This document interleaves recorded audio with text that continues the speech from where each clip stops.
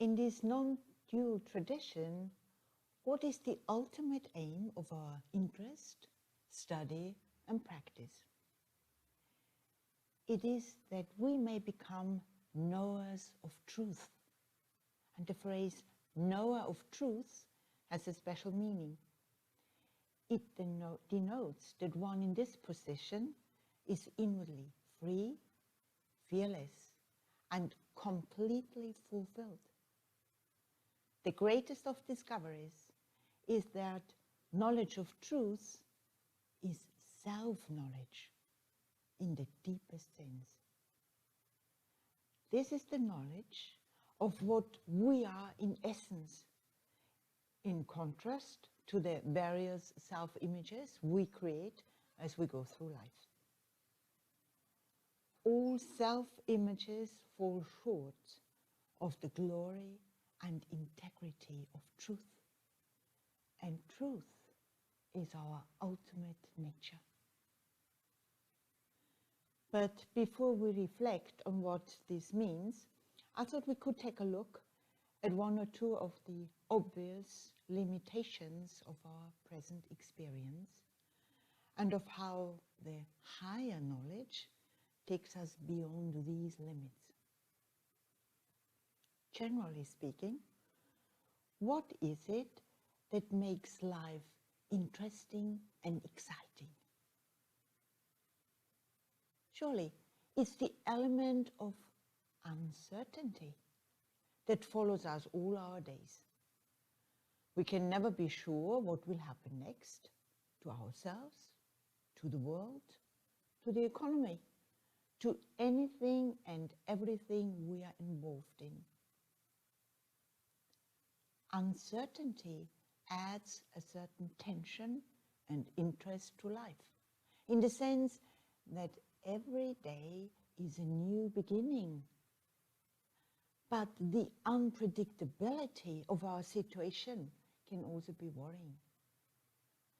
It sets limits to our power to control events. We live and move amid limitations.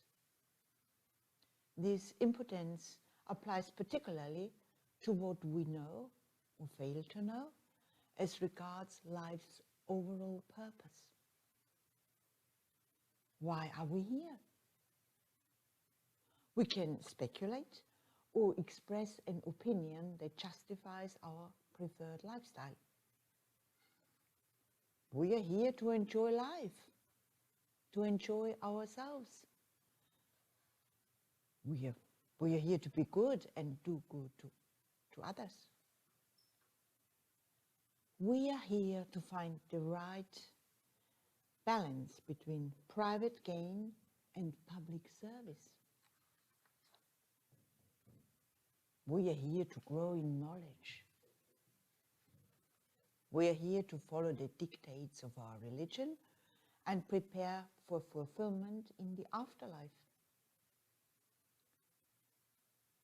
Our speculations are manifold, and our views alter with time and circumstance. But there seems to be no universal agreement on the purpose, meaning, and value of human life. The same uncertainty applies to the concept of truth.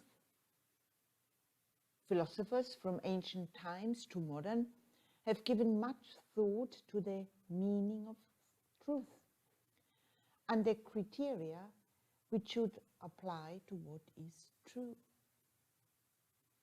But if philosophy is viewed solely as an intellectual quest, aiming at intellectual satisfaction, its history reveals a procession of different ideas about truth, with none of them proving conclusive. Many would hold that this is how it should be, and that we can't really arrive at a final and conclusive philosophical position. For if we did arrive at such finality, some would argue, This would rob us of scope for further speculation and for the emergence of new and fascinating ideas. This suggests that it is not ideal to find ourselves in a position where we have all the answers, because this would remove all impetus for further creative thought. We need to go on not knowing the final answers. In this way, they remain challenges for our mind, and this is psychologically healthy. Sometimes it is argued that philosophy is superior to religion. This is because religion, or at least conventional religion, presents its ideas dogmatically. So if we belong to a particular faith, we're not expected to question its beliefs and practices, but to accept them with reverence. Philosophically minded individuals can still find themselves marginalized and persecuted, silenced, because of their free-thinking attitude towards truth. So philosophers are relieved when their ideas are not restrained by religious censorship.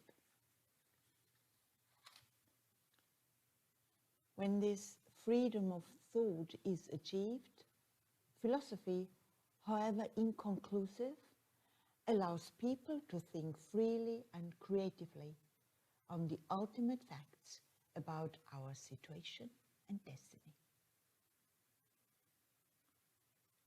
So what is the truth at the center of life? The teachings of non-duality are concerned with ultimate truth. And here we find a clear, comprehensive, and conclusive expression of what that truth is. Well, actually, it's wrong to speak of ultimate truth as being expressed. For this ultimate truth is too profound and subtle for human language to express. It is more correct to say that truth in these teachings is indicated, pointed to, rather than expressed. And it is for us to act on these pointers or ignore them. For language can indicate truth, and we ourselves can take up these clues and make the necessary progress towards the realization of truth. This reference to clues and pointers may sound mysterious. In practice, what it means is that the non-dual teachings, particularly as expressed in the Upanishads, give us a range of useful ideas and methods that can be put into practice. These ideas and methods enable us to reflect on the whole life experience in a new way. They indicate that we're in this world in order to find fulfillment through the direct knowledge of ultimate truth. Now, the question arises, are the Upanishads promoting a religion, a philosophy, or a course of psychological self-help? The answer is that the Upanishads bring together all three approaches to life's challenges. If the characteristic of religion is the belief in an unseen reality as the first cause of the world, then it has to be admitted that the Upanishadic teachings are partly religious. They do recognize and proclaim that the visible universe is a phenomenal expression of an unseen underlying reality. The teachings are also partly philosophical, since they raise some great questions put forward by philosophers in all ages.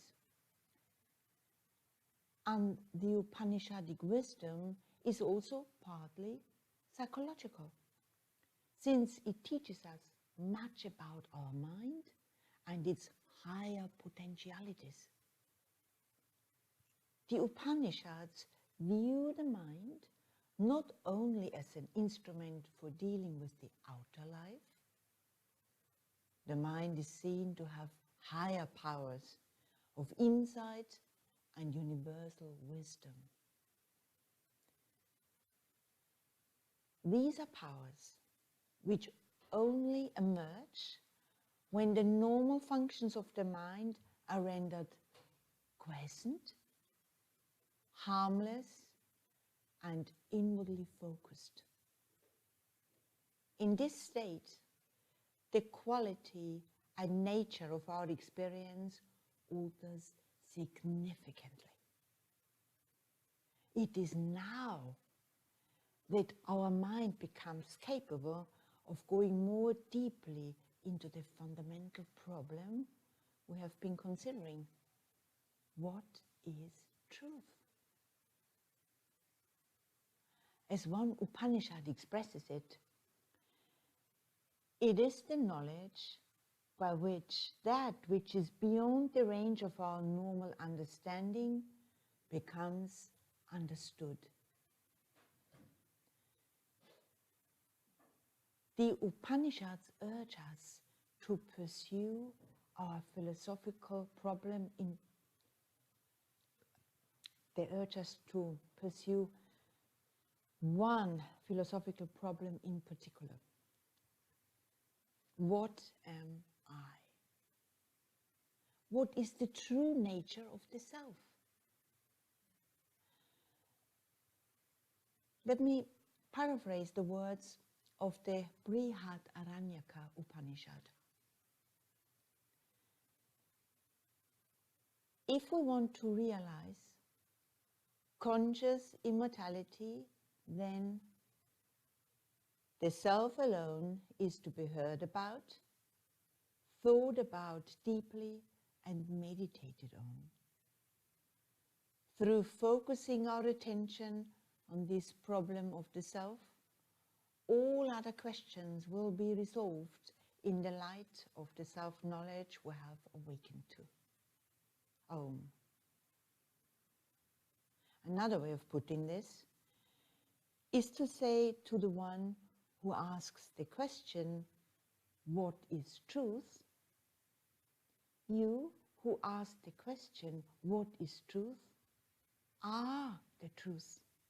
Your true self, when fully realized and comprehended by you, is the truth, and it is infinite, pure, perfect, and eternal.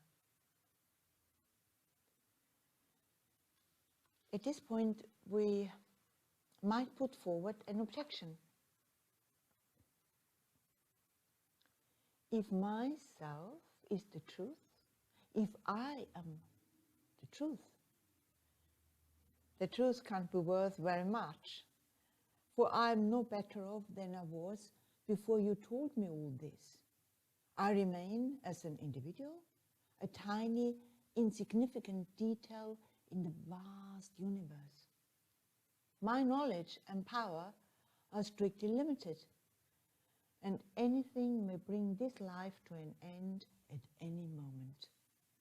So it is surely a pretension to identify this small thing, this person, with ultimate truth. It is not truth at all, but error, and possibly the greatest of errors. The answer is that the Upanishads are not identifying supreme truth with our individuality at all. They point to something deeper, within our own being, which transcends individuality because it transcends all limitations. When we are told self alone is to be heard about, reflected on, and meditated on, it is not speaking of the self as identified with the body, the mind, or our sense of individuality and personality. The Upanishads throw light on the ultimate nature of the self. And at this deepest level, our self, our truth, is beyond all limitations.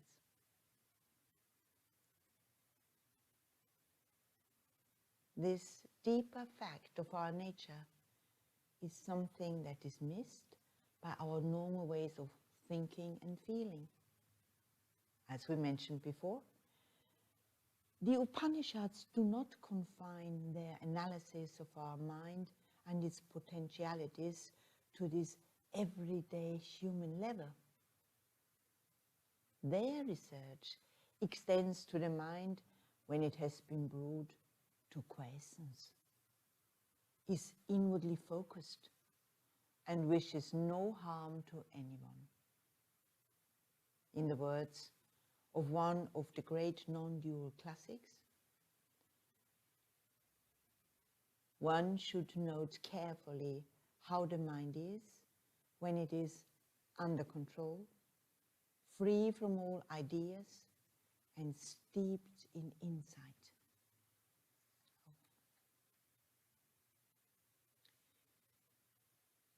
The point being made is that our understanding becomes very different and altogether more profound when our mind is free from the disturbance of thoughts and is calmly alert to the nature of its own essence. Through bringing about these specialized inner conditions, a different way of knowing dawns, a new capacity emerges. And this newly revealed capacity is sensitive to the power that emanates from the source of our inner being, what we have called the truth at the center of life.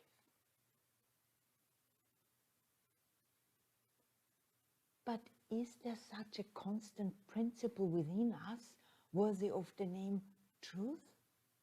Something that is always true as regards our innermost being, always there, or rather always here?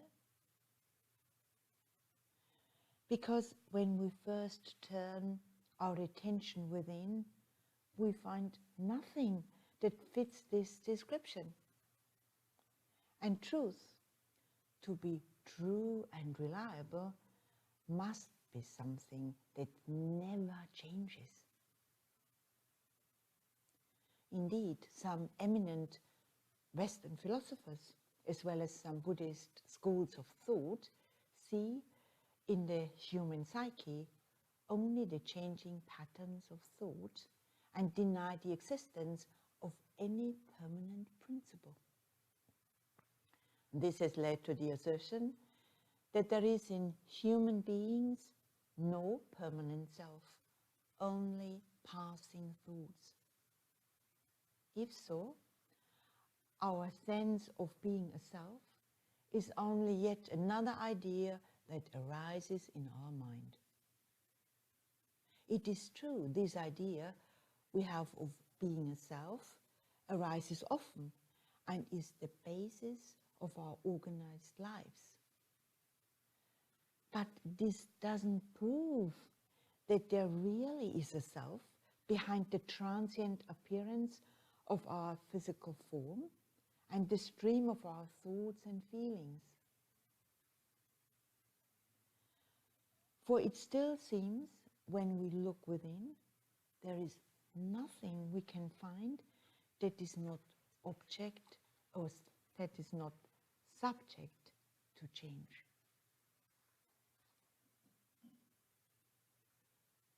The non-dual teachings meet this point by urging us to look more closely at our own inner experience, to see if we're not actually overlooking something that is quite obvious.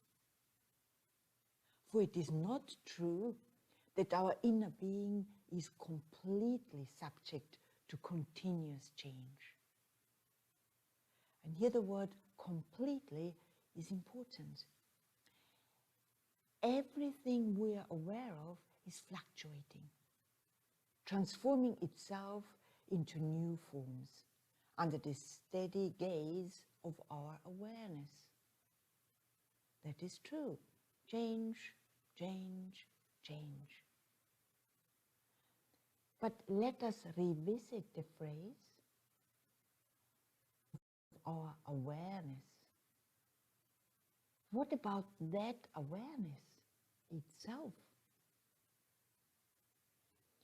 If it sees the thoughts, it cannot at the same time be identified with the thoughts. Then isn't this ongoing awareness just what we need to fulfill the role of being the self?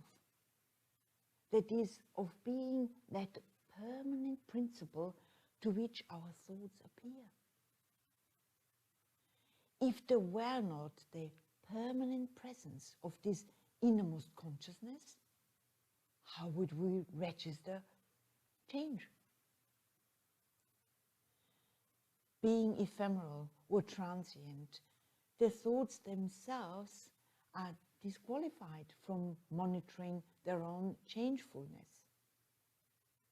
Even our awareness that thoughts stream through us in a continuous flow of energy requires an independent internal watcher or witness consciousness that is not itself caught up in the thinking process. So we are now in a position to respond to someone who tells us, I'm absolutely certain there is nothing in me that is unchanging. However much I look into myself, I see only changes, changes, changes. There is no permanent self. And our response could be to gently point out, there is something changeless in your experience all the time. What is that? It is you.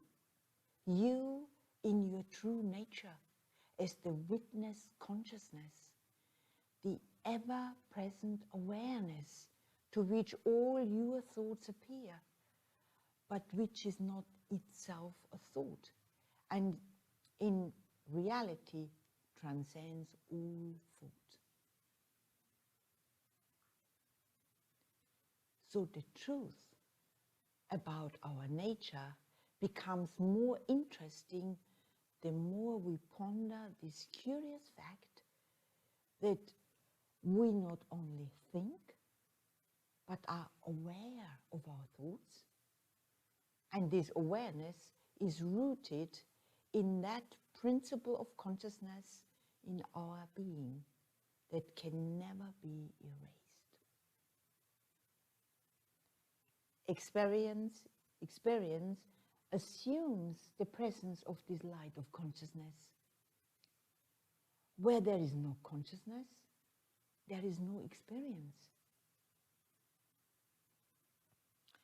Another fact about our nature points to the same conclusion.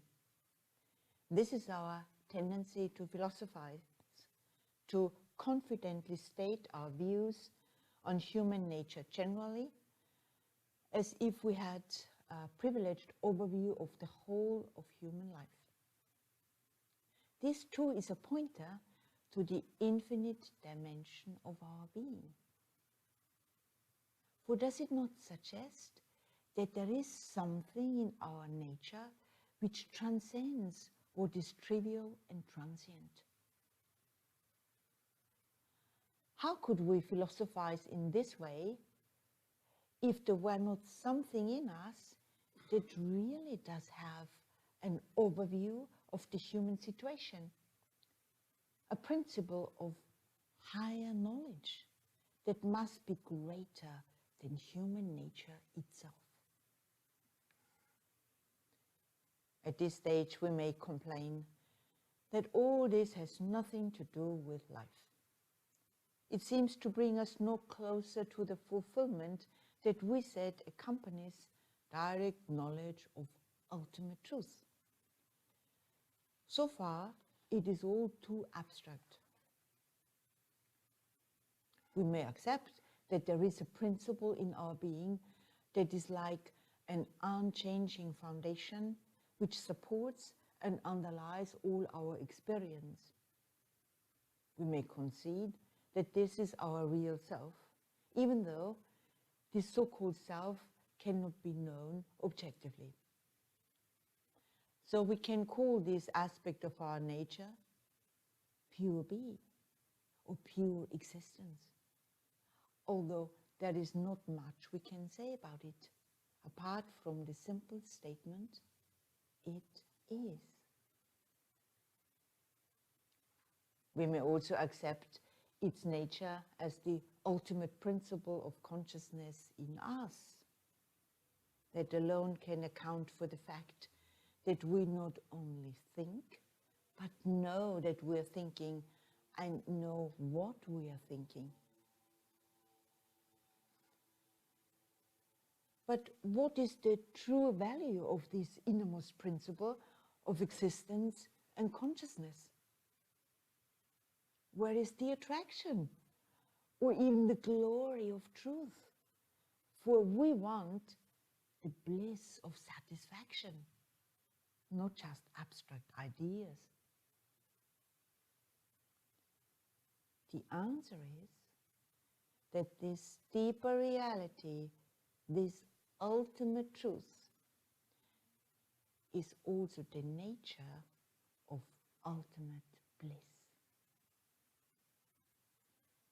It is the home and source of happiness. This bliss is pure, peaceful, boundless, ever the same, ever present, ever our true self. Then why is this bliss not evident in our experience? Why do we spend our life yearning and searching for bliss, fulfillment, permanent satisfaction, if this joy has its source already within us? One answer is to turn again to what was said about the Upanishads being a source of psychological self-help. It was said that these wisdom classics don't just analyze the mind in its role as our instrument for handling our extrovertive life in the world. The practical teaching concerns the mind when it has been rendered tranquil, still, capable of inward concentration and cherishing goodwill to all. In such a mind, we said, a new richness of experience manifests. This richness brings to light the bliss and freedom that have their source in our true self. But there is a price. And the price is that we have to cultivate and deepen these rare and specialized inner conditions based on serenity and inward quest. In this way, that new capacity will emerge and prove to be the deeper truth of our nature. Well, friends, you'll be glad to know that the conclusion of our inquiry is within sight. But before we reach it, let us refresh our minds with a short breathing exercise. So adjust your posture.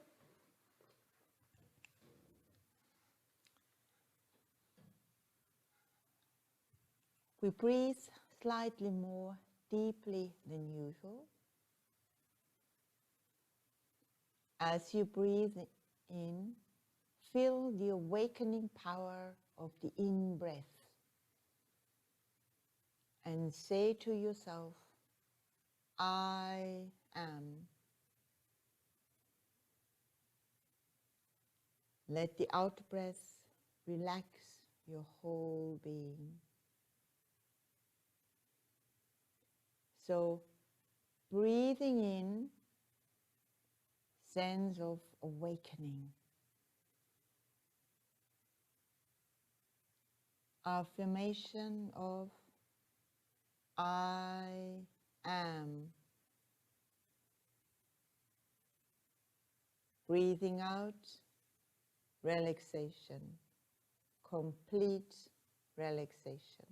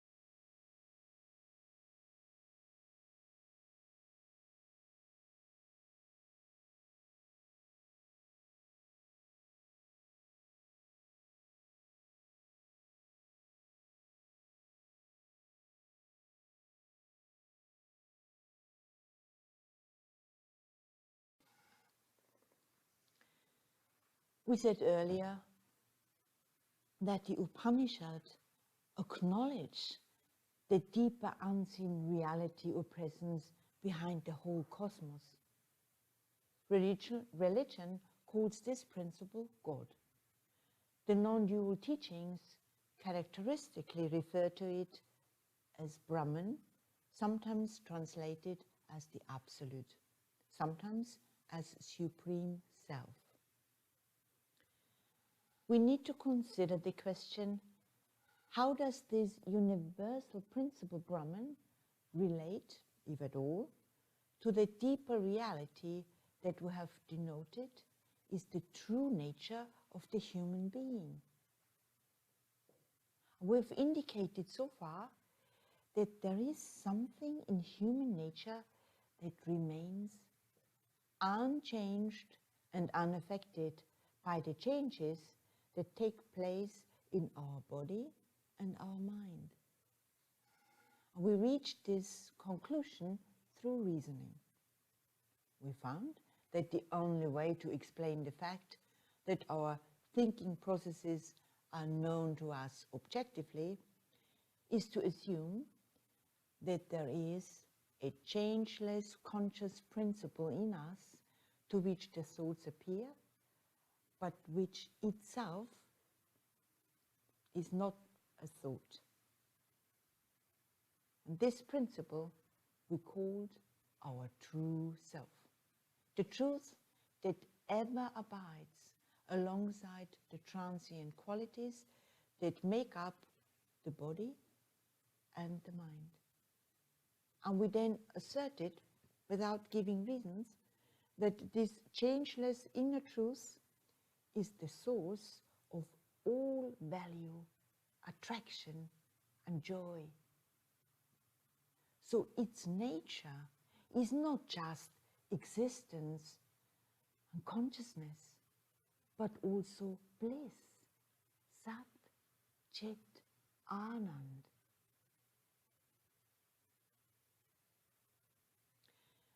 We conceded that such ideas may be incomprehensible to the mind while it is intensely active and absorbed in the outward activities. But a new way of knowing will emerge within us if we learn to train the mind in tranquility, to direct its attention inwards, and if we are inspired with goodwill to all beings. But the realization of final truths about our innermost self and its significance is not entirely dependent on our own unaided efforts. We need help. And the scriptures called the Upanishads specialize in giving us that help. For the teachings confer the ultimate self-knowledge that leads us from being a seeker of truth to a knower of truth.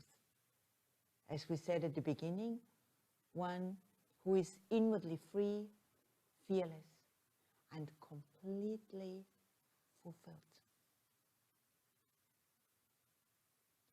It is the Upanishads that tell us that our innermost self, the principle of changeless consciousness and existence, is not separate from Brahman, the supreme reality that underlies the whole universe. From feeling ourselves to be a tiny part of the vast whole, we realize our true self to be that whole. The Upanishads do not present this identification of the self with Brahman as a dogma that we have to believe. It is the truth we ourselves must realize. And the teachings that proclaim this identity are like prompts to wake us up.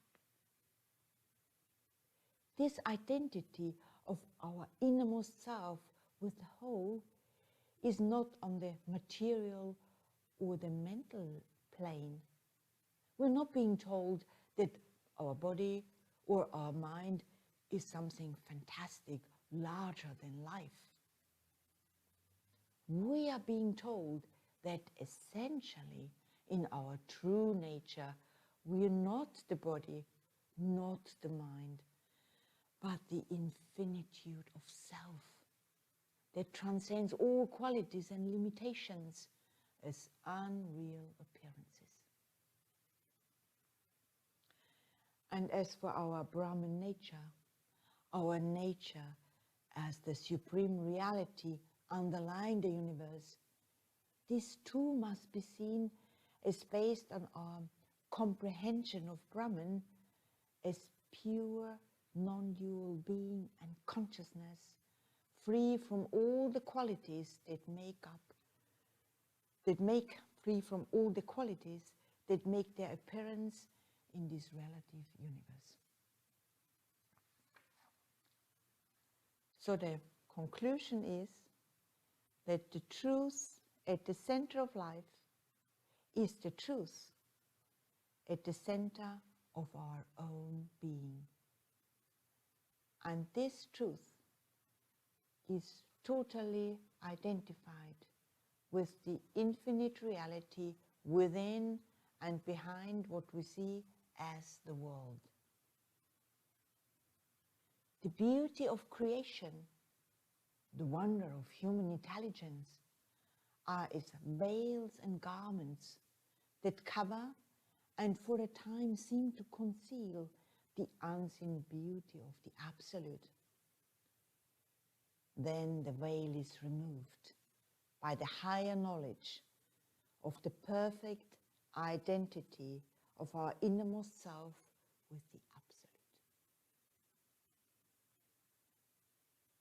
There are in the Upanishads many short statements which encapsulate this teaching, and when taught by a knower of truth to a carefully prepared and qualified seeker of truth, these statements serve as key awakeners, enabling the seeker to realize and be at one with the perfect infinite knowledge that ever abides, even now, at the core of our being.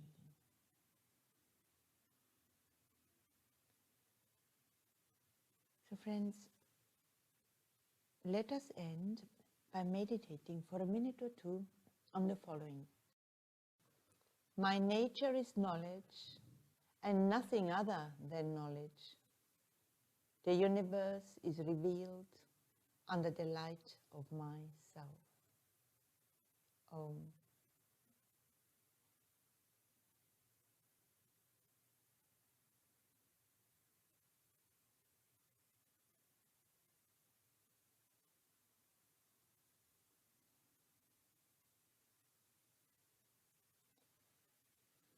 My nature is knowledge and nothing other than knowledge. The universe is revealed under the light of myself.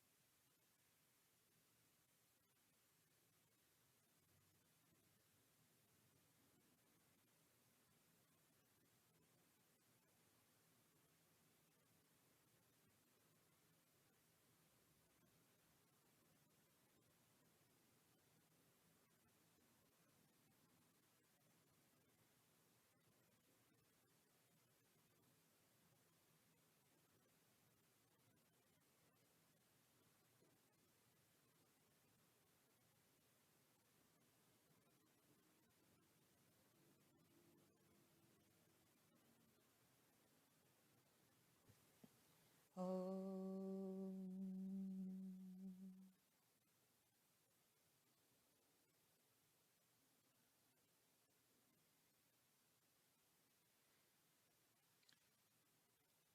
Thank you for your attention.